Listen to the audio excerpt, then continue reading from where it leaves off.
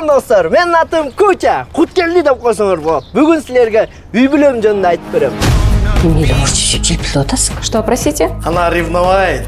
Муну мен эркин жезде деп коем. Көрөр менен булар аябай серьезный компания деп ойлодум. Өтө серьезный компания бизде. Швейцария качабыз. Жок, бүттүм.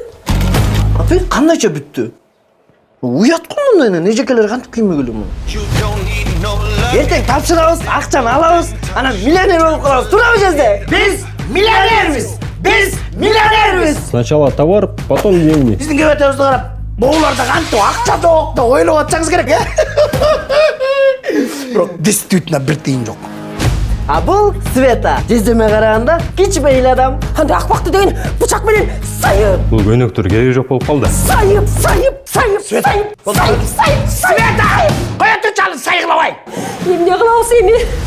Баласын уурдап туруп, анан акча сурайбыз. Ами? Бул шишип кеткен го? Бул Шүбейланын баласы эмеспи? Качты!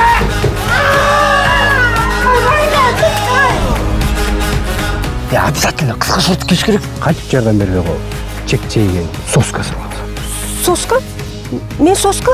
Тиги эмне алып отур? Эй, жаным күчүгүм десе. Ата бул ким?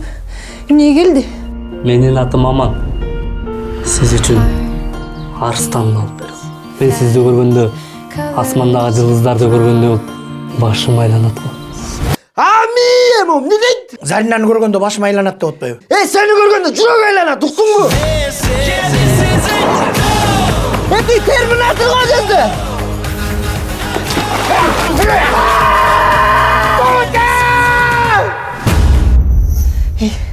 Силердин жашооңор мененчи 3 кино тартса болот. Урматтуу көрүүчүлөр, Байкуш 3 киносу YouTube'да. Эмне үчүн Байкуш 4 эмес, 4 Байкуш депчи? Бул акыркы бөлүгү же дагы 5-чиси чыгат. Олан койсом болмо! Нуркул мырза эмнеге 4-бөлүгүндө жок? Акчага кызыгып кеткен бала. Я! Сүйлө! Мен ассоциациям ушундай, эмне дей аласың? Анан Байкуш 5 жөнүндө айтып беребиз. Бир тап берейин. Ошол себептен 4 Байкуш, 4 Байкуш, 4 Байкуш.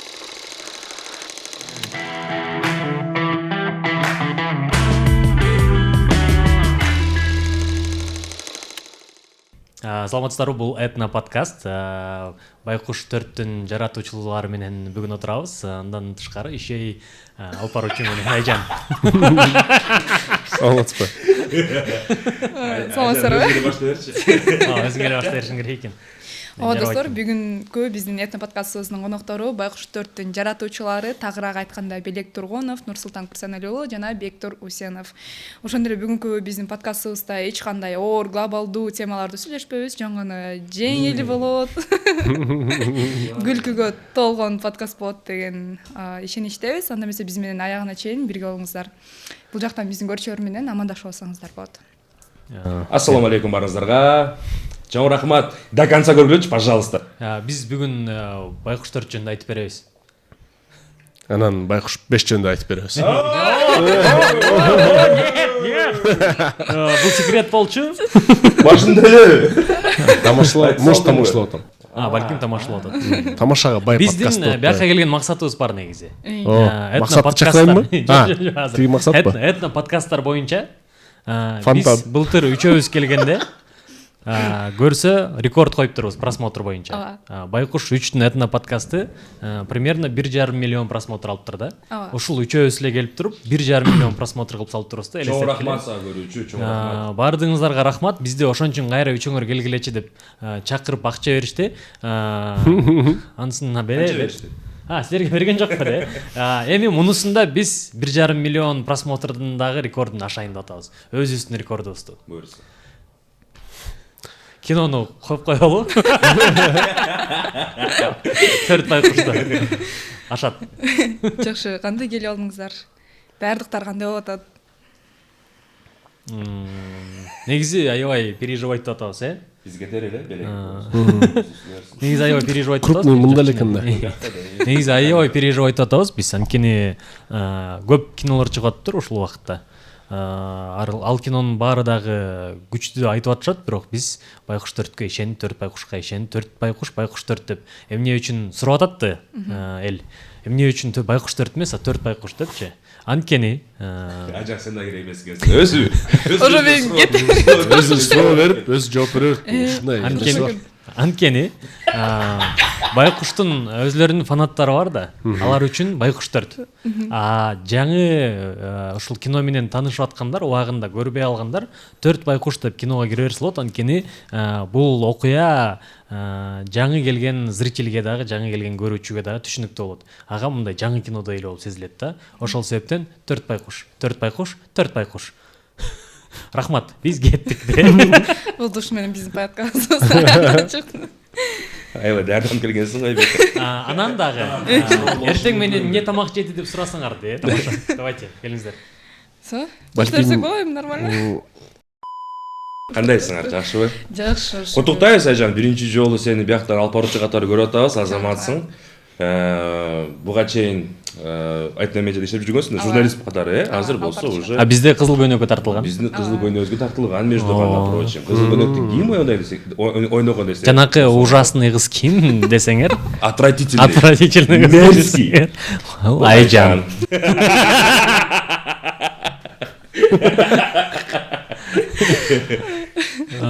Ошол Айжан канча 8 жашында тартылган болуш керек кызыл көйнөккө, Ошол 8 жашында тартылды. куттуктайбыз. Азаматсың. Биз үчүн чын айтканда сыймык азаматсың. Давай, кеттик. Биз даярбыз. Билим эле байкуштун уже 4-чү бөлүгү чыккан атат, Анан негизи эле ар бир бөлүгү өзүнчө бир мааниге. Биринчиси, экинчиси болгончо үй бүлөлүк баалуулуктар болсо, үчүнчүсү деген болсо жанакы интернет мошенниктер жөнүндө болчу. Анан 4-чүсүндө эмнени айткыңыздар келди? Келиңиз, режиссер. 4-чүсү Билбейм де. да де. Мындай. Негизи ушу байкуш 1 2 3төн тасманын өзүнүн стили жаралды да. Ошондон алыстабаш үчүн байкуш 4тө дагы сөзсүз түрдө эме бар. Аферисттер бар, мошенниктер бар. Аларга алданбаш керек деген ой максат эмес, мындай жөн эле эскертүү. Аны жөнөкөй көрүүчүбүз деле билет да. Негизги тасманын негизги ойлорунун бири бул деген бакыт акчада эмес, байлыкта эмес, жакындарың аман болсо, бар болсо, ошолор бактылуу болсо, ошол сен үчүн чыныгы бакыт болуп бериши мүмкүн. И акча байлыктан да артык бакыт болушу мүмкүн да. Ошол бул комедиянын максаты баягыдай эле биздин көрүүчүлөр кирип, өзү таанып, жактырып калган үй бүлөсүн көрүп, каткырып, анан чыгып атып, мен жакындарым аман экен, Кудайга шүгүр, мен бактылуумун деп кетсе болду, биз ыраазыбыз. Жакшы. Анан менин оюмча болсо, Сеникин сурайлык да еще. Сенин оюңду ким сурап атат? Ким сурады? Улантып бериңиз кийинки суроолорду. Кийинки суроого өтөлөлү. Ушу байкуш Нурсултан байкенин. Байкуш Нурсултан байке келиңиз. Келиңиз, сен сурап атыптыр. Келем айтты. Тарынбадым. Эметип бериш керек анан. Мейли анда кийинки суроону бере бериңизчи. менин оюмча Мына. Сенин оюңча? биринчи байкуш контрабандисттер жөнүндө тартылган кино. Экинчи байкуш болсо, баягы наркотик закладка кылат го, ошолар жөнүндө тартылган кино. Үчүнчүсү болсо, жанагы мошенниктер жөнүндө кино. Төртүнчүсүн байкасаңыздар, бияк бизнес бакыргызки деп жазылып турбайбы? Улантып бериңиз. Кесип саласыз да монтаждан. Айтып бүттүңбү? Анонско кетет го. Сен сүйлөсөң катуу сүйлөчү, кыбырбай. Же мындай келбетиң менен келбей эле кой подкасттарга. Сен настроениеңди айткан жокпуз азыр. Сен алтындай бет Келгиле. келетең менен келип, ошо акырын сүйлөйсүң. Мен өзү катуу эле сүйлөйм. Түшүндүк. Ооба, мен да алданып калгам. Эмне болуп алданып калдыңыз сиз? Ошол кино Сенден учурунда. сурап атат, жакшылап чөпөрсөң болсун. Чисто сенден сурап атат. О, рахмат. Мен да алданып калмадым беле. Тасмачы. Сен да алданып калгансың өзүң, Ооба, өзүбүз кинону даярдап атабыз, чыгарып алдынчы. Эме бир досубуз бар.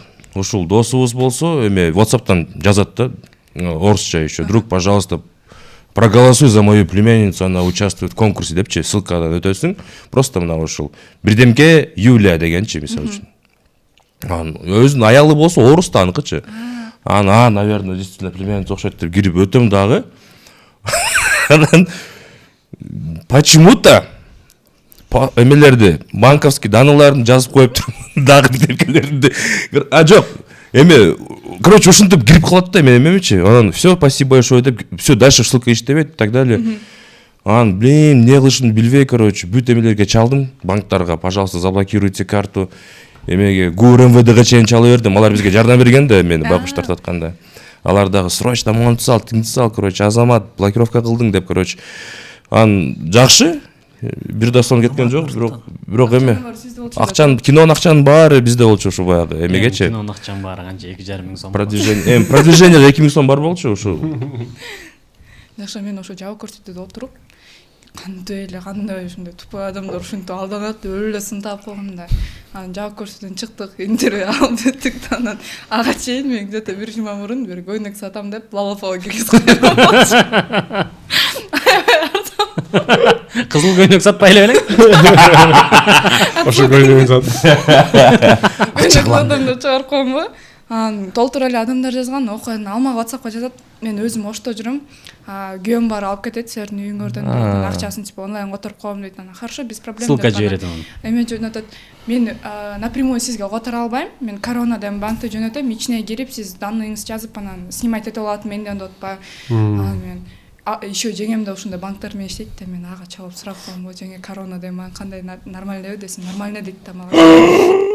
Все да полный мында доверие менен еще бүт кодтун баарын жазып салам ичине. Канча сом списывать этип алышты? Ал жакта сен эме деп сурайт экен да, канча сом керек? Канча общий суммасы ошонун баарын жазышың керек экен, чтобы типа подтвердить, что у тебя это реально твоя карта депчи. Могун акчамды жазып коем. 756 сом деп туруп жаздың. 5,5 миң сом болчу. Ай. Бир кезде карасам эле банктан өдө менен келет, эме списать этип салды депчи. Мен шокмун, чалсам албайт тиги ошентип. Барса, урматтуу көрүүчүлөр, Байкуш 3 киносу YouTube'да, Этномедиа каналында көрсөңүздөр болот. Ушул YouTube'да, кстати, комментарийлер окудуңарбы? Ооба. Аябай көп жакшы комментарийлер жазылып атат. Бул аябай пайдалуу кино экен. Аябай пайдалуу кино экен депчи. И ушундай кинолор көбүрөөк болсун деген тилектер менен жазып атышат. Аябай мындай приятный экен чын айткандачы. Байкуш 4 болсо Андан да жакшы болду. Буйрса. Аз эле убакыттын ичинде ошо Байкуштун көрүүчүлөрү алар да миллиондон ашып кетти. Ооба, кинобуз Канча 5 күндүн ичинде миллион 4-5 күн просмотр алды. мурун чыгарганбыз YouTube'га дароо Жалпы эле. кыргыз эли 7 миллион. 7 миллиондон 1,5 миллиону кичинекей балдар болсо, пока что мындай лялечкалар. 1,5 миллиону башка национальностьтагылар болуп кыргыз кинолорун көрүп. 4,5 миллион калды. 4,5 миллион калды. Анын миллиону болсо кинотеатрдан көрүп койсо. 3,5 миллион. 3,5 миллион калды. Ошону деген каждый 3-чү адам Байкушту көрүп чыгыптыр да азыр. Берки экөч. Берки эко тигилер менен чогуу көргөн да, анткени телевизордон көрүшөт кээлеричи. Телевизордо бир адам көрсө бир эле просмотр болот, бирок биякта 5 киши отурушу мүмкүн да. 1 миллион устройство экен, 1 миллион устройство. Ар жагында канча адам экен? Рахмат сага көрүүчү. И анан эң башкысы ошонун баарынан Нурсултан айтып кеткендей эле негативный комментарий жок да. Негедир деп. Негедир жагып атыптыр кинобузду. 4 эле ошондой болот го деп атабыз. Ошо. Обожаю. 4 YouTube'га качан чыгат дегендер дагы бар. Кудай сактасын, пока что. Буюрса 3 күндөн кийин. 4тү уже YouTube'га чыгарбай калат окшойбуз. Баары эле кинотеатрга келиш керек окшойт. Негизи эле бүгүн биздин маегибиз Байкуш 4 жөнүндө эмес, деги эле Байкуш үстүндө маек барабы. Анан Байкуш 3 чыккандан кийин дагы мага окшоп алда тийгендер көп болсо керек, окуяларын айтып берген учурлар болдубу? Жок. Ошо. Сиз эле экенсиз. Жок, эме болду го дейм. Менин оюмча тескерисинче Байкуш 3тү көрүп Азайды окшойт да, ошол көргөндөрдүн күнч. Анткени мындай биякта калып калды да. ошол маалыматчы анан кийин так подожди деп баштады да. О, бир нече варианты көрсөтүлгөн да еще байкуш 3-тө. Мошенничествонун. Жакшы. Анан байкуш 4 бул акыркы бөлүгү же дагы 5-чиси чыгабы? Бул деген көрөрмандардын каалоосунан эгерде кинотеатрларга барып анан жакты белек байке сом кино тарттырсыз дагы кийинки бөлүгүн тартыңызчы десе сөзсүз чыгара беребиз. Биз деген негизи Кыргызстан тарыхына кирейин деп атабыз. Кыргызстан тарыхында кайсыл кино 5 жаска чейин тартылган? Жок да. Форсаж. Ал Кыргызстандан чыккан эмес да? Быйыл сөзсүз күйөөгө кетем дегендерчи? Ал 4-чү бөлүгүнө чейин болуш керек эле. Ушул биз Жок окшойт. 5-чисин тартып туруп Кыргызстан тарыхына кирейин деп атабыз. Чын айтканда ушундай ниетибиз бар, ушундай оюбуз бар. Эми Кудай буйруганы болот, бирок оюбуз ушундай. Кудай буйруса мына ушул 4 байкуш менен 5 байкуш кылып салабыз деп атабыз. Жакшы. Анан бизге атайын көрсөтө кылбадыңыздар беле офиске келип ошондой. Качан? Биз закрытый покастарды кылып турабыз, ушундай үйлөргө барып. Ким билбесе, биз офистерди аралап, кинобузду флешкага менен алып келип көрсөтүп турабыз. Силерге да көрсөтүп кеткенбиз, Ошондой биздин коллегаларыбыз аябай жакшы эмне да кылышкан.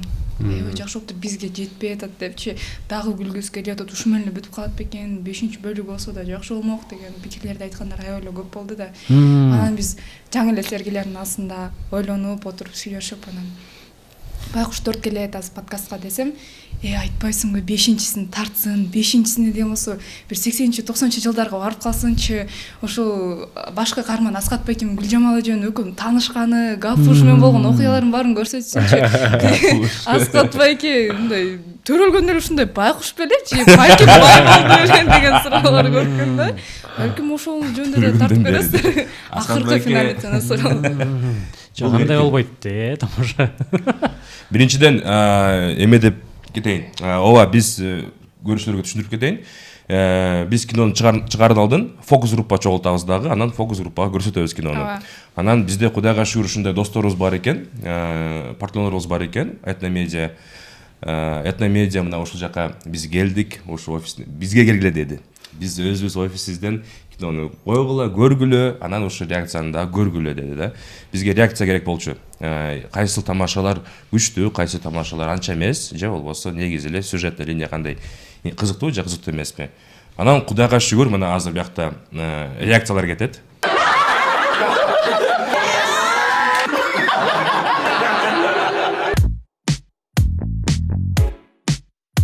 Кудайга шүгүр аябай сонун өттү. Силерге чоң рахмат Этномедиа. Анан ушундай ойлор болсо, чын айтканда бизди мен кичине чочуп кеттим. Эмечи, реакцияданчы. Аябай жакшы реакция болду да, чын айтканда. Күлүштү. Анан экинчиден болсо дагы 5-бөлүгүн тартасыңар тартпайсыңар деген суроо вообще мени мындай шок кылды да. Так что силерге чоң рахмат. Ал жөнүндө сөзсүз түрдө дагы эме кылабыз. Ойлонобуз дейм. 5-бөлүк чыкса элдерге аябай жагат болуш керек деп ойлойм. Элге. Элге аябай жагат болуш керек деп ойлойм. Кыргыз тилин өнүктүрөлү. Ооба достор. Кыргыз тилин өнүктүрөлү. Пожалуйста. Продолжайте.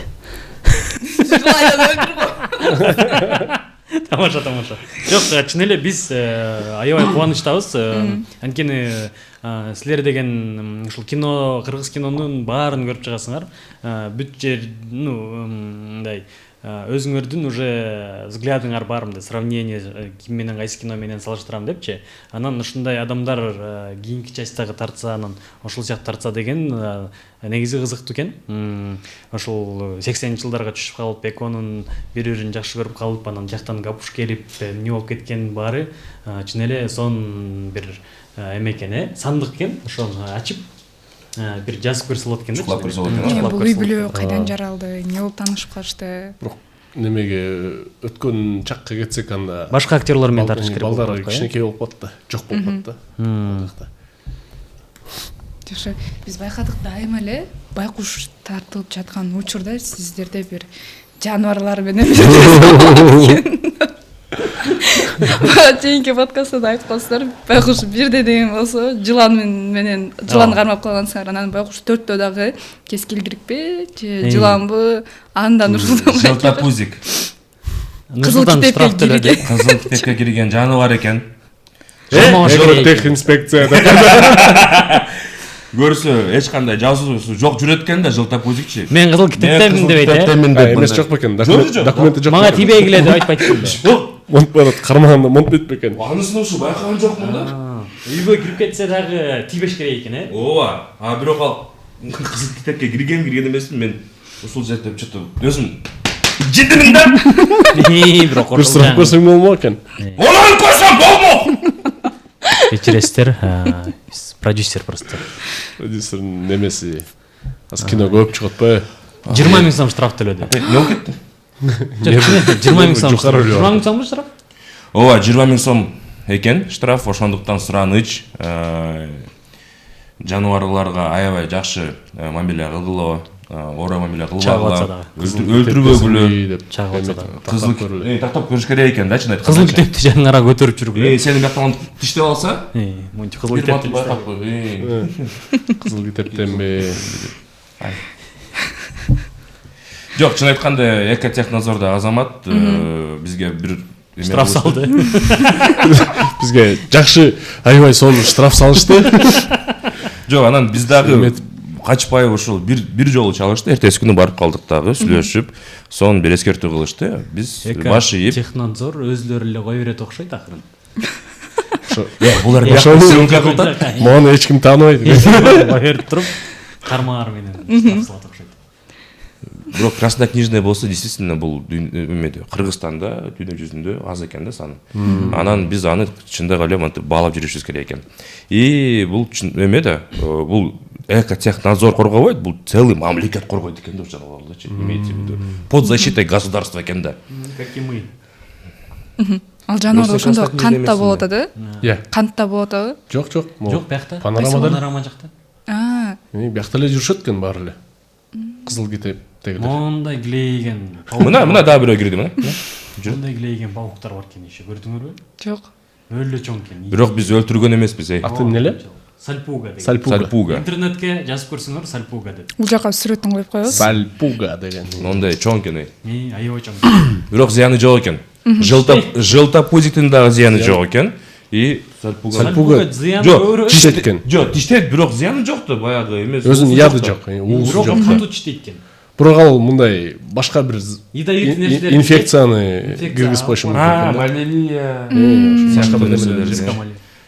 Так что авайлагыла. Ошо жаныбарлар ошолор эле болду. Дагы кой сойдук. Сойгонубуз элге кызык. Блин, Экотехнадзор кечирип койгула. Нормальдабы? Жок, баары эле койсо жешет да. Жашайт. Ооба, сурап көрүш керекпи? Виктор Баке, сиздин уулуңуз байкуш. Уулуңуз байкуш да? Байкуштун съемка учурунда Ооба, келди. съемка учурунда төрөлдү. Атын байкуш бек деп койдук. Атын байкуш 5 деп койдук. Байкушбек Викторович. Именно съемка учурунда мен эртең менен ойгонуп алып, тоодо съемка болмок болчу. Анан эртең менен ойгондум саат 6-да. Ойгонуп алып съемкага барайын деп атсам, келинчегим болсо түнү мен уктаган жокмун дейт. Походу башта алып келди ат деди, схватки. Анан кийин мен балдарга жазып, анан эмеге алып бардым, роддомго. Анан ошол убакта параллельно съемка болуп атты. Менде балдар болсо де. Жок, ошо анан ошол күнү тартылып, бала төрөлдү. Анан эртеси съемкага эле кетип калдык. Анткени проект важнее деп Комментарийлерде кутуктап койсоңуздар болот. Кутуктап койсоңуздар болот. Эгерде ушул видео 1 миллион просмотр алса, баламдын бетин көрсөтөм. Анан көрүнүк таштагыла де. Балаңыздын атын ким койдуңуз? Биз балабыздын атын ар кандай варианттар бар болчу. Башында Артур деп койсокпу дедик. Анткени менин атым Бектур да. Анан Артур Бектурович болсун депчи. Артур бери тур. Анан Нурсултан шылыңдап күлө баштады. Артур я никогда не видел успешного Артура Бектуровича деди. Анткен жок. Ошентип айтты, анан кийин мен кайра ойлондум. Анан мен өзүм эме Бакай атаданмын да. Жылмасевчи.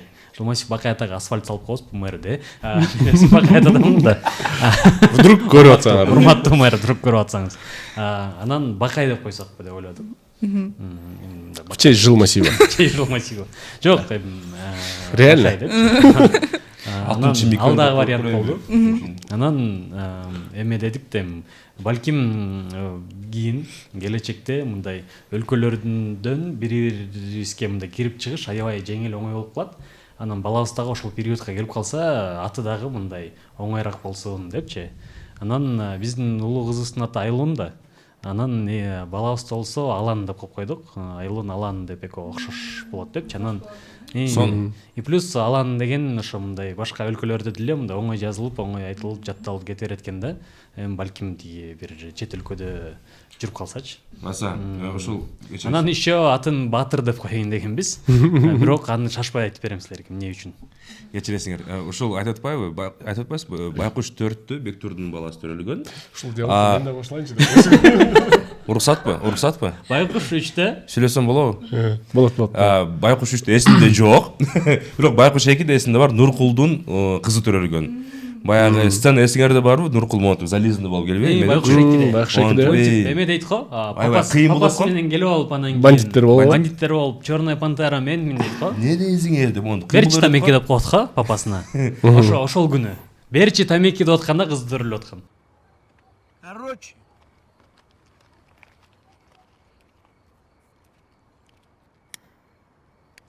Берчи мага тамеки. Братишка, сатып чек. Ушул сценанын тартылгандан кийин эле все, тайды да сразу роддомго кетти. Анан 2-3 сааттан кийин сону жаңылып келди да. Эртеси кайра алдыга съемкага келди. Кайра съемкага келди. Сиздердин проектиңиздер аябай берекелүү проект болушу дайыма. Байкуш 1-де ким төрөлдү эле? Байкуш 1-де? Нурсултандын кызы төрөлгөн. Алсу төрөлгөн. Алсу эң 2-июнда. Эстей албайт балдарым. Дагы ким бар эле? 3-тө меники төрөлгөн, Байкуш 2-де. 2-де, Байкуш 2-де. Байкуш 3-тө ким төрөлгөн? Мен көбүрөөк билем булардын кайсы баласы качан төрөлгөнүн. Кайсы баласы да? 2024 жылы ким төрөлгөн? Жазып койгулачы, пожалуйста. 2024-төр комментарийге жазып. 24-төр барбызбы? Жымы деп жазып койгула. Пока что. Майда төрөлгөндөр. Жазып койсо. Жакшы. Нуркул деп калдык актерлор боюнча. Анан Нуркул мырза эмнеге 4-бөлүгүндө жок? Акчага кызыгып кеткен бала. Жок, андай эмес. Андай эмес. Баары эле ушинтип ойлой берет, бирок чын айтканда эмебиз убактыбыз туура келбей калды да. Ал учурда ал ушул эмеге 5-2 киносуна катышпайт беле, эме бул катары. Ошо жардам берип жүрөт да. Анан биякта биздин съемкабыз болуп калды. Жакшы, аны биз эртерээк билип калдык дагы, и эме сценарийде дагы, съемкада дагы Нуркулсуз болуп калды бунусунда. Каршы Байкуш 5-те ким билет? Балким. Ким билет? Ошондо сценарий боюнча Нуркул мырза Москвада койгон калды ошол ойдон. Азырынча Москвада жүрөт. Азырынча Москвада жүрөт. Азыр элестетсеңер, Жони Москвада иштеп жүрөт. 3-бөлүгүндө дагы алардын проекти менен кошо тартылып тоже эметпей калган, келбей калган убакытса. Ал келе албай эптеп бир күнгө келип тартылып алып кеткен да. Жол кичинекей эле сцена болчу. Видеобуз менен эле сүйлөшүп атканда болчу. Москвага келип, Москвадан тартканбыздан. Жакшы. Ал эми Аскат байке менен иштешүү жеңил болсо керек. Бир топ тажрыйбалуу мырза. Ооба. Аскат байке аябай эме болду. Опытный. Муш опытный. Актерлук чеберчилик эмес, а мындай камера менен иштеген жагынан тажрыйбасы аябай күчтүү болуп кетти да. Жакшы, ошол боюнча кененирээк айтып берсеңиздер. Ошол боюнча кененирээк айтып берели. Ооба, айтып бербейсиңби режиссер мырза? Эмне? Негизи Аскат байке боюнчабы? Ооба, Аскат байке Гүлжамал жедек эле актерлор боюнча тартуу процесси менен кээ бир студиялар Аскат байке менен эле кино тартсак кино успешно болуп кетет экен деп ошибочно ойлонуп кетишет экен да. Анткени Аскат байкенин башка бир кинолору бар, мисалы үчүн. Анча деле успех болгон эмес да. Анткени сценарий күчтүү болуш керек да эң башында. Эгерде сценарий күчтүү болуп, анан күчтүү актер экөө мындай слияние кошулса, анан ошондо кино успешный болуш керек. А сценарист ким? Байкушта. Тур Усенов деп койду. Саламатсыңарбы? Кубанычтамын. Бирок чындыгында эле ошондой. Асатбай экен менен мындай продюсерлик жагынан дагы иштеш аябай оңой. Бүт баарын байкап турат, түшүнүп турат. Гүлжамал эже дагы ошондой. Эже мынтип бересизби? Сураныч баягы ар кандай мобилоруфтар келип калат, смстер. Тартылып бересизби, ойноп бересизби дегенде бирөө дагы мындай капризный эмес да. Биз менен негедир мамилебиз аябай жылуу. Ошого мен аябай сүйүнөм, ошону баалайм. Ар ким менен мындай жылуу мамиле сакталып калбайт. Биздин актрисаларыбыз ушу кызыл күнөтө ким тартылган? Вроде тоже Айжан, жакшы. Вроде тоже жакшы мамиле калган. Танысың. 4-чү бөлүгү болгон үчүн актерлор менен эч кандай кыйынчылык жаралбайт да площадкада. Анткени уже персонажды кайра баштан курбайсың, булар уже ким кандай экен, ким характери кандай экен булар өздөрү билет. И биз ойлоп жазгандай эле булар так эле ошондой кылып аткарып беришет да. Сан. Иштеш жеңил. Шүгүр. Эмне себептен бизнес темасын камтайын деп чечтиңиздер? Бизнес кылыш керек деген ар бир кыргыздын оозунан чыкса керек. Бир бизнес кылыш керек эле деген. Ошонун артында кандай иш бар экен, жумуш бар экен, ошону көрсөтөлү дедик да. Сөз менен эле калып калбай мындай. Бизнес кылыш керек. Ал бизнес кылып жыргап жүрбөй дегендер дагы бар. Жыргаганда Бизнес кылып күйүп кетти дегендер дагы бар. Бизнес кылам деп күйүп кетти дегендер бар. Бизнес кылам деп бизнес болуп кетти дегендер дагы бар. Кандай болуп кетти деген? Ал автоматически эме. Бизнес болуп кеткендер. Ошондойлор дагы бар. Ошо. Анткени ошондой да.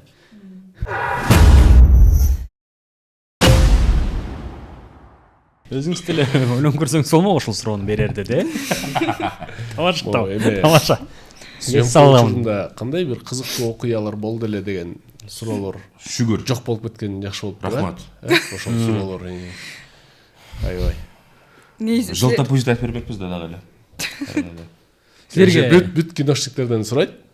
Анан бүт киношниктер мынтип ойлонуп, анан бир историяны эстеп айтып калып көрүпчү. Сизге байкуштардын 4 бөлүгүнүн 4-үчүн да көрдүңүз да. Кайсыл бөлүгү көбүрөөк жагат негизи? Мага байкуштун 4-үчүсү менен 3-үчүсү жагат.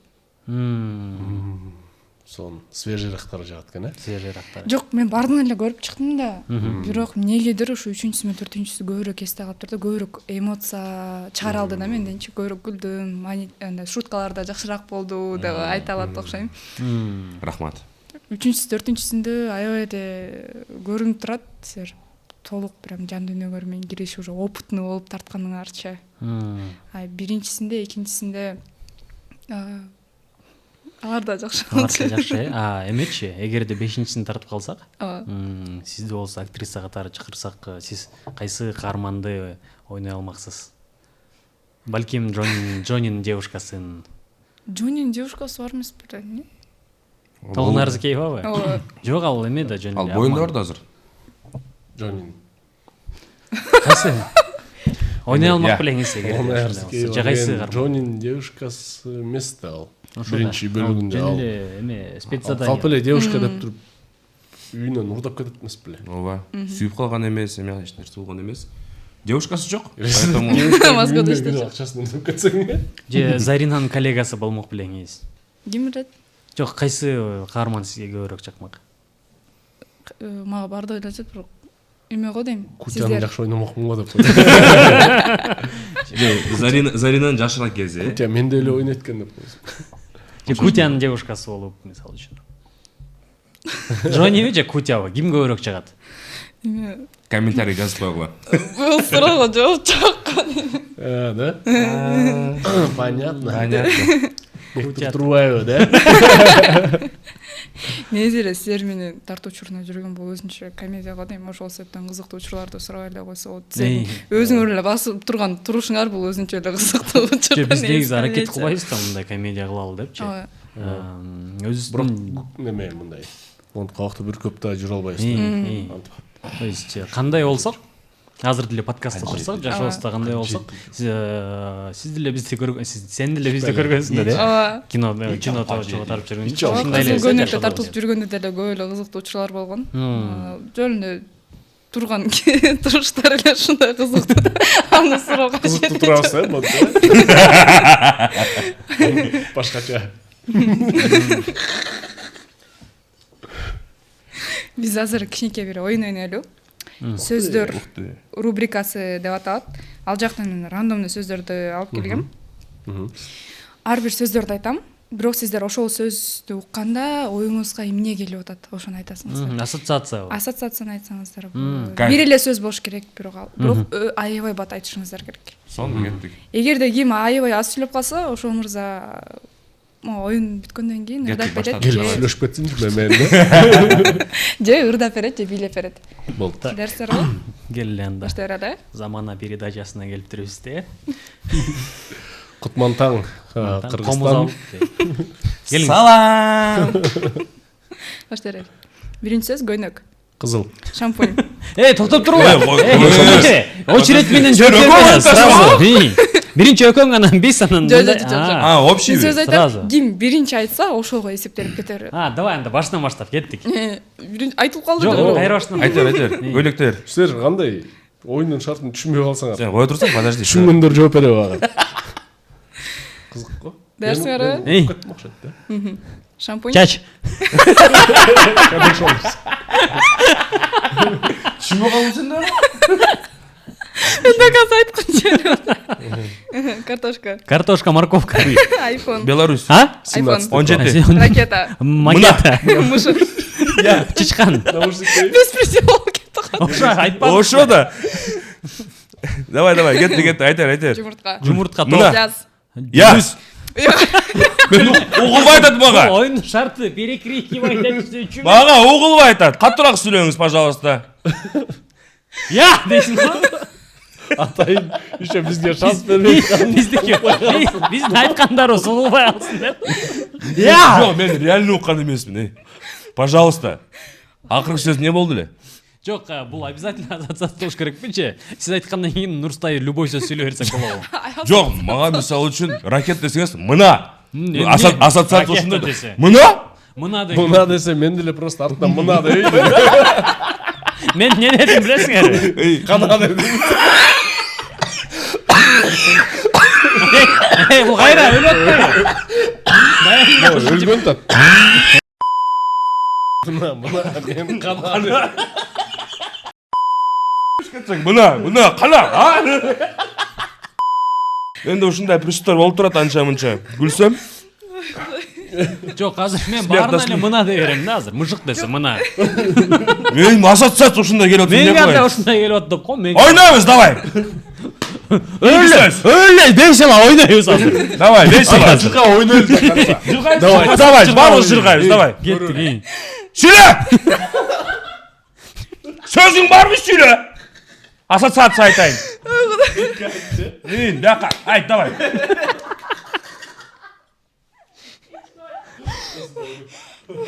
Каяка айтат? Каяка айтсын? Урматтуу көрүүчүлөр, кечирим сурайбыз. Мен кичине ооротам просто. Кичине грипп болуп калыптыр. Грипп болуп калгам кичине. Эми ар кайсынын гриппи ар кандай проявляться. Жөтөлүп атат. Симптомдор ар кандай болот экен, Меге тебет. Меси грип болуп атат.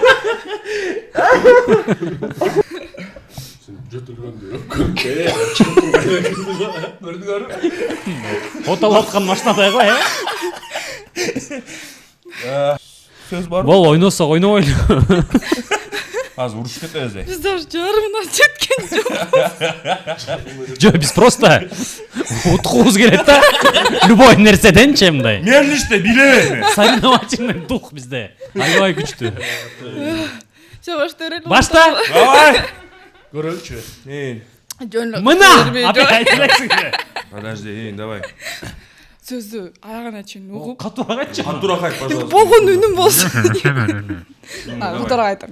Тура келе. Гитара, Комуз, кино, мультфильм, самолет, вертолет. стоматолог, Мен. карышык. Болбойт. Неге сиз? Ассоциация ошондой. Сиз Стоматолог ойлогондо кимди ойлойсуң? стоматолог. Өзүмдү ойлойм. Тишим ооруп атат потому что. Жок, Анан кимди ойлойм? Бактиянын ойлоймбу? спортты албайт экенсиң иши. Меканы ойлоймбу? Кимди ойлойм? Мендин да. Аларды эл көрбөй эле аларды. Турбайбы? Жакты эме да. Стоматолог мен, давай. карышкыр, Түркү, телевизор, радио, акча, лексус, машина, чегиртке, чычкан. байкуштар, Мен. Мен деп тутуп кетти. сиз кыркырып эле калып эле. Мага угулбай атат. Мен ооруп калдым. Кулагыма да тепти окшойт кичине. Микрофонго тийбейбиз, Микрофонго тийбейбиз. Дим утулду ошондо. Ошондой ким утулду? Бул жакта Белек байке утулду окшойт. Неге? Сиз аябай аз сүйлөдүз. Аябай. Укпайт Мен болдуңуз. Бектур байке эле. Мен азыр кайра окусаң ар бирөөнү эсимде сөздөр. Келиңиз анда. Сиз жооп бербейсиңер, Белек байкени текшеребиз. Мен варианттарым, көйнөк, Кызыл дедим, шампунь. Кызыл дедимби? Ооба. Дедим. Шампунь Head and Shoulders дедим, Картошка. Аны free дедим. Айфон. 17 дедим. Ракета. Мына дедим. Батыраак жооп бербейсиз. Мына дедим мен. Мышык. Эстейин да мен. Чычканды Бектур айткан туурабы? Кайсы сөзгө? Кайсы? Эмеге мышыкка. Мышык дегенде кыйшык деген мен. Алдаңыз. Чын? Мен мына дегем. Чумуртка. Ушул жагынан немет. Тукум халтурт этип кеткем да. Жумуртка дегенде гүл деп ийгем да. Ичте бул кыйкырып атканда арасынан могу гүлдү карап.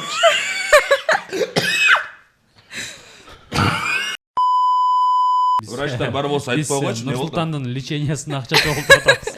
Байкуштарга. Чынды. Оюңарга келген сөздү айтып бергиле деген. Анткени жок. Оюңарга келгенди ото бергиле деп качан айтты? Ошентип. Ушул өтүп, Кайрадан өткөзсөңөр, 2 минут назад. Ошентти. ушул өтүп булжырай бергиле Биринчи деп качан айтты? оюңузга келген ошол сөз менен болгон ассоциация дедим. Мына мен ассоциациям ушундай. Не дей аласың? Жөн мен деп кайкыра бергенге болбойт. Мен деп. Мына Жок, не дей аласың ушундай? Нурсултан ойнобой эле койсунчу бул оюнду. Давай, мен ырдап берейин анда, Бирок сизди көрбөдүк бул кызыл көйнөктөр такып. Ооба. Сен ырдап атканда, кызыл көйнөк тартып атканда билесиң, элдин баары кузуп, Мен утулдум окшойт, мен ырдап берейин. айланып, 1-2 саат. Тиркеге келип, келип. сени карабасы келбей. Сознаниясын жоготуп, Сен булжырап, кулагынан канап, скорый чакырып. Ырдап берейин. Ушул жерден батыраак монтаж менен кесип аласыңар бардаганда.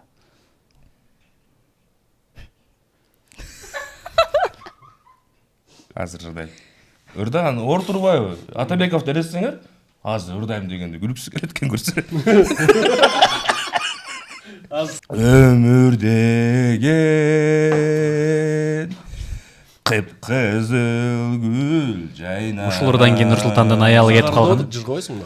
Өмүр деген булбул бакта сайрап. Нурсултандын балдары мен атам деп айтпай калган ушулардан кийин. Өмүр барда өкүнбөстөн. Ушуларды ырдап атканда жарайт сизи тартылбай калган. Ойноп күл, өмүр өтсө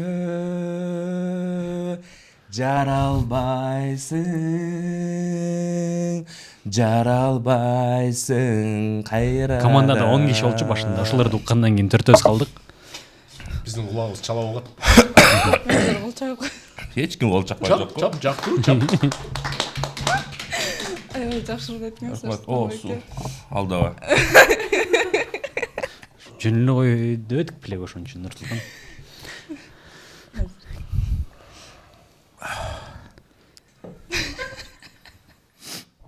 Кырды айтып бердим го. Азыр кичине пауза. Өмүр барда Өкүнбөстөн ойноп гүл. Ой. ойнап кел, ойнап өтсө. кийинки биздин рубрикабыз бул трейлер деп аталат. Билсеңиздер керек, ал жакта дейм болсо мен трейлерден алынган үзүндүлөр, кадрлар бар. Ошолор боюнча суроолорду берем. Көп нерселерди жаап койгон болчумун. Ал жакта эмне бар деген суроолорум айтам, сиздер табышыңыздар керек. Телевизорго көңүл буралыбы? Ооба, телевизор. Монтип деп кой.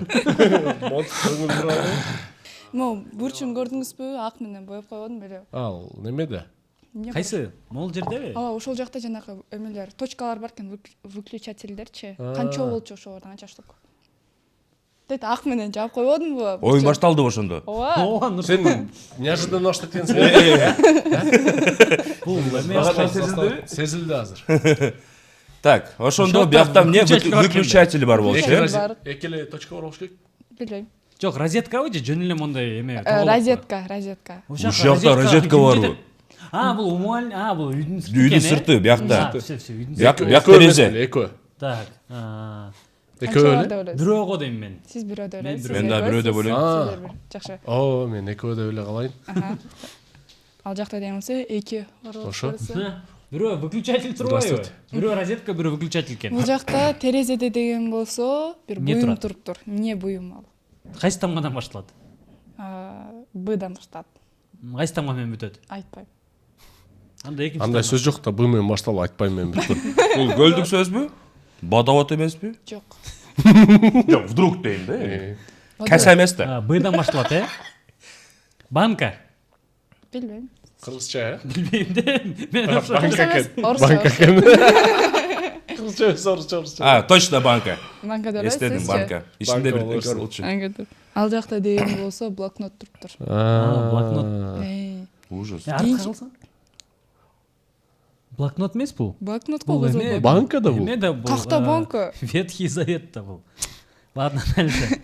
Полотенце. Дальше. Полотенце эмес. Ал жакта жазыктар бар экен. Не? Кандай түстө болчу ошол жазыктар? Ох. Сары. Сары деп элесиз. Сары. Сары анан көк. Сизчи, Петрович? Сары Так, эле. азыр. Жаздык. Ак. Ак деп элесиз. Ачөрен оранжевый болчу. Ошо сары. Жакшы. Бул жакта деген болсо Канча бассейн бала? бар, канча баллондор. Ай. 4. 4. Төрт деп элесиз. Бул билбейт, бул 3. площадка бар эмес. 3. 3. Наука. Эсептеңиздер. 4. 1, 2, 3, 4. Тети сарыда турбай розовый. Ал эме оюнчук ал. Баллон эмес. Баллон эмес. Баллон эмеспи? Жок, жок. Баллон экен. Точно? 4 болуп турбайбы? Баллон турбайбы? болот, тине турбайбы? Тоголок болуп. Явно баллон Кайсы? болот. Ой, мына убакта бирибиз экөө турат, бул сары Розовый болуп. нар жарасың? Но Жашыл менен розовыйдын ортосунда. Ал экөө бир баллон. Алдабаңыздар. Абей. Ошондой. Жок эмес. Биз билебизби Байкуштар келсеңер, анан көрөсүңөр. Көрбөдүк көрөбүз. Баллонду. Баллон көрдүңөр эле. Бул жакта дейм болсо жанакындай. Кызыл сары бахрама. Мороженое ал. Ошол жакта эмне шторка кичинекей бар экен. Ошол кандай түстө, анан канча жанакы сары. эмеси бар. Кызыл, анан мо чачыктарынан Чачыктар, канча чачыгы бар? чачыктарынан 3. Нече деп элесиз? 4. 4. Кандай түстө деп элесиз? Сары. Сары Сизчи? золотистый. 4. 4. Сары. Ал жакта 1 эле. Бир. Чачык бар. Жакшы, бул жакта деген болсо Аблай байкенин колунда Канча монжасы бар да? Канча монжасы бар? персин бар болчу экен. Кайсы колунда ошол? Персин? Ортон колунда. Fuck you да. Факида. Факида эде. Fuck you да, да? Fuck you да. Жок. Ай, ооба, точно. Эң чип Кулакта эмес беле? Ал ошону көрсөт. Жакшы рубрика экен, дагы барбы? Жок. Блин, сонгер. Да, жасап келе калдым. Биз күтүп турабыз. Жакшы. Ошо менен бул Дагы эмнелер трейлер. Оюндар бүттү. Ооба. Ай. Мен бир оюн чыгара калайын. Давай. Алияс ойнолубу. Ассоциация. Азыр болсо мен бир сөз айтам. Сөз болсо ассоциация. Мына мен деген болбойт. Конечно Менин болбойт. оюндун брайласында мына мен тетигинде дегендер жок. Конечно болбойт. Бирдей айтабыз, а? Бирдей. Эмени айтасыңар. Существительныйде, э? Макул. Кыргызча эмне эле существительный? Зататоч. Зататоч. Аточ. Жок, Аточ. Зататоч. Точно, да? Аточ. Смотрите, у меня дети. Так, келиңиздер. Биринчи сөз, сиз дагы катышасыз. Да. Да. Что ты? Просто посмотреть? Так, бешик. Бала. Так, мен санап атам. Пока что 1-0-0. Ага. Су. Бутылка. 2. Ушинче ойнойт да? Все. Санап. Күн. Чыкты. Ай. Ай. Чыкты болбойт. Болбойт. 2-1-0. 2-1-0. Достук. Мен. Мамиле. Мен деп салды. Болбойт да, Нурсултан байке. Кантип эле? Ойноп ойлогойчу. Кантип эле достукта мен жокмун. Любой доступ. Что досуп? Мен мамиле дедим. Мен биринчи айттым. Жок, окшойт. өкүң Мен айтат. деп. Бирдей эле Конечно. айтты окшойт. Анда этот 3-1-0. 0 круг. Пожалуйста, айтып койгулачы, мен биринчи жаздым. Биринчи айттым. Так, мен. айыл. Чекелик. Шар. То. Чекелик биринчи болду. 3-1-1. То. Жай. Дөң. Чыкты эле. То чыкты. Күн чыкты, анан тоо чыкты. Машина Айжан жазганда биринчи мына болду. Айжандыкы 4 болду. Китеп. Алипе. Алипе биринчи болду. 4-2-1. Мен узун сөз тандалган турбайм. Берим. Мектеп. Алипе. 60 деп салдым. Школа деп Алипе. жөнүнө переводун айтып койду. Алипе. Алипе засчитывается. 4-3. 4-2-2. 0. Жо 3. 2 мунуку уже. Мунуку мага өтпөй элеби. Достукта жок экенмин го. Базар. Вокзал. Так. 4-3-2. Жол. Дорога. Асфальт. Дарак. Дорога дейт. Дорога. Мен перевод сурап атамбы? Эми бул Жанатан бери. Асфальт болду. Асфальт. 4-4-2. Үй. Боз үй. Блин, мен. Менин боз үй. Боз үй. Ашып бартат. Айтпа. 4-5-2. Тамак. Жейм. Бе? Аш дедиң бе? 5-5-2. Аха. Так. Кош бол. Дегим келбейт. Жок, бул эме экен. Мындай. Повелительное наклонение экен да? Акыркысы 4-4-2. Бала. Самолет. Кыз жакшы болду. Ассоциация самолет. Бала самолет. Сен бала менен Бул самолетту. конкурста белек утту. Колчалар болсун. Бала менен Нурсултан самолет. кайра бир ырдап берсин утулган үчүн. I'm bringing sexy back. Е. Всё, кеттик. Кийинки оюн да, тамаша. Бала менен самолет кандай болуп болду сеники? Не болуп па, эко. Каякта учуруп атасың? Жо, эми просто бала дегенде сразу самолет ассоциация келет экен да. Неге? Баягы Кантип? самолет кылып ойнойсуң го, самолет депчи. Эме менде идея бар, кийин подкастка Нурсултан чакырбай эле койбойт. Анда аябай скучный подкаст болуп калышы. Кийин подкастка Нурсултан келбесин дегендер. Жазып койгулачы. Кечирип койгула ким жинге. Ай бирок чындыгына келгенде бүгүнкү подкасттын көркө бул Нурсултан байке болот. Кол чаларда болбойт бир кичпей. Жакшы. Акыркы суроо болсун. Бул байкуш 4 тасмасын эмне себептен көрүш керек? Конкреттүү 3 себебин айтып кетсеңиздер. Конкреттүү 3 себеп бе? 4 байкуш комедиясын көрүүгө биринчи себеби бул деген үй бүлөлүк комедия. Экинчи себеп менин оюмча бул аябай күлкүлүү комедия. Азыркы учурда кинолор чыгып атат, анын арасында жакшынакай комедия. Мына 4 байкуш келгиле көргүлө. Ушун мен айтайын дегем. Биринчи мен, экинчисин дагы. Үчүнчү себеп бул пайдалуу комедия. Муну көрүп, силер болсо өзүңөрдүн кинонун баштан аягына чейин ха тепкенден тышкары, силер өзүңөргө бир пайдалуу маалымат алып кетесиңер. Дагы бир причина бар экен. Дагы бирөөнү айтып салчы. Жарчы. Азыр суук болуп атпайбы? Жан жаап атат. Ошондуктан кинотеатрга кергиле и өзүңөрдүн баягы болбогон маанайыңарды сонун комедия менен көтөргүлө. Жакшы. Бул эң Эми себептер болду. несерьезный причиналардан айталыбы, да? Бул эң негизги себептери болду. Буюрса 24 октябрдан баштап же сентябрдан. Билбейбиз да, тамаша. Сентябрдан 24 сентябрдан 25.09.25. 25-чи. Датасын 25-дан Прикинь. Свадьба кылгандан көрүп 25.09.25. Атайын тандаганбыз. Жакшы. 25 сентябрдан баштап Кыргызстандын бүткүл кинотеатрларында болот. Ал эми эгерде сиздер жабык көрсөтүүгө келем десеңиздер, азыркы учурда биздин Этномедианын Instagram баракчасында розыгрыш жүрүп жатат. Ошол жакта төмөндө кененирээк маалыматтар, эрежелер жазылган. Катышып, дагы ушул жаратуучулар менен биргеликте келип тасманы көрүп кетсеңиздер болот. Ал эми бүгүнкү биздин этно подкастыбыздын жаңы коноктору бул Байкуш 4 тасмасынын жаратуучулары жана мен Айжан Сыдыковдун. Сак саламатта калыңыздар.